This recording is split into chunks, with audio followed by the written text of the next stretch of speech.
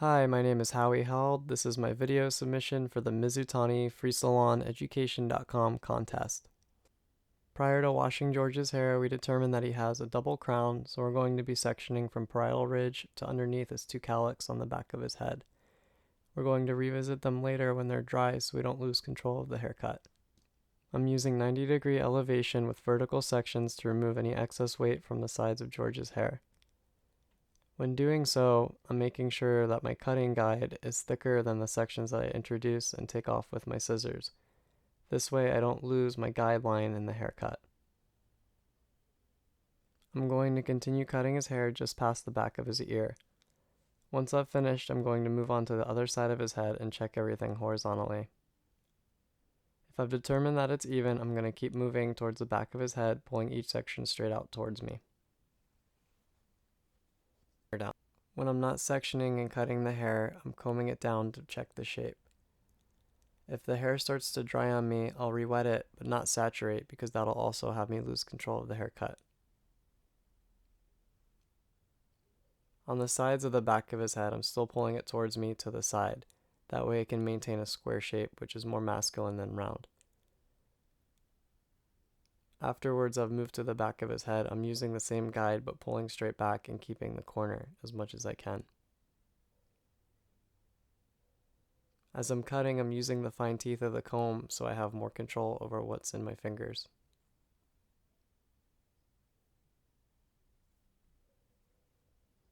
I've moved on to the other side of the head and I'm sectioning from parietal ridge back to the double crown.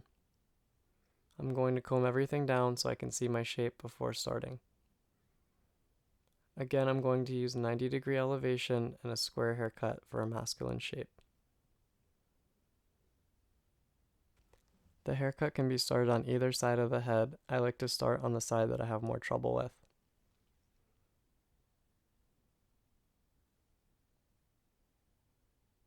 When cutting the sides behind his ears, I'm making sure I pull the hair straight out towards me at the 90-degree elevation still.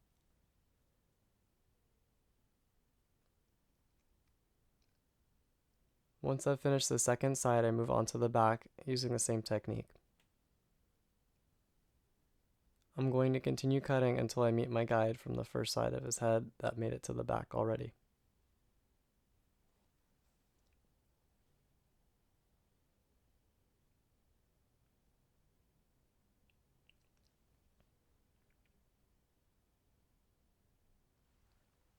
I like to always make sure I have water so I don't have to leave the client in the middle of cutting their hair. Now I'm sectioning the top of his head. I'm going to be taking first a vertical section down the center to establish a guideline for when I cut horizontal afterwards. I'm taking small sections, but 3 of them so it's thick enough to see my guide. Afterwards, I'm moving behind him and cutting horizontally. I'm still using the square shape like I did on the sides and keeping the corners on the top of his head. I'm over-directing each section to the last to maintain length in the front. I'm being very careful to maintain my square shape and not cut into the sides.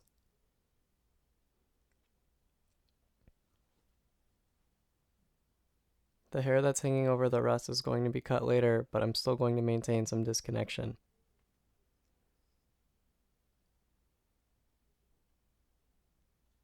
The disconnection is going to allow the haircut to last a bit longer and not just grow out into a large shape.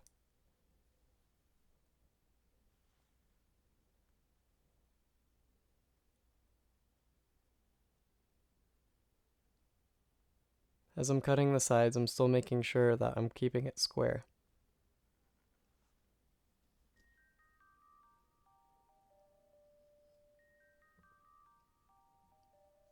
I'm styling the hair dry so I can finish the haircut.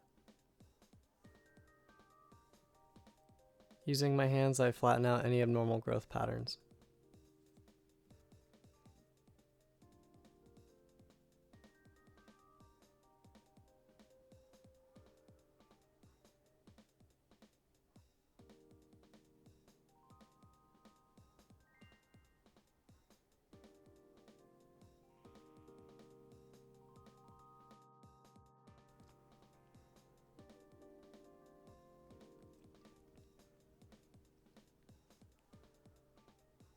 I'm using the initial haircut as my guide to remove any excess weight that I won't need in my shape.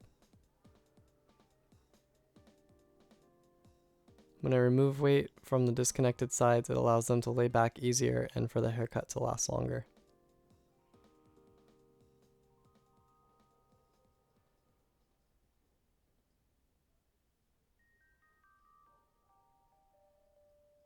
I'm now connecting the double crown.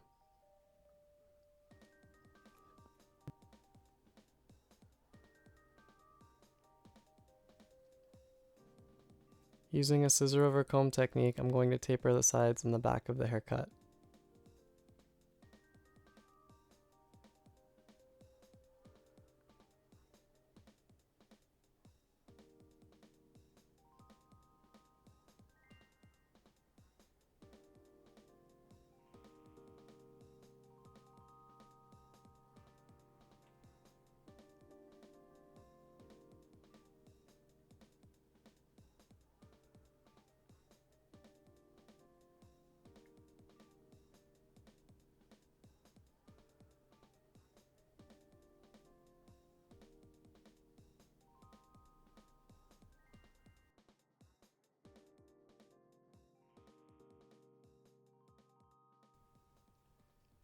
I'm rewetting the hair and teaching the client how to style it so he can maintain the look at home.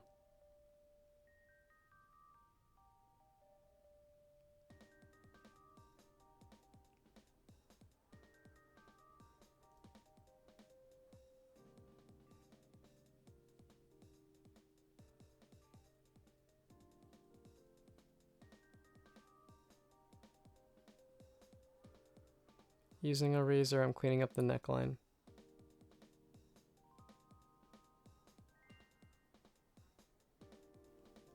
Thank you for watching.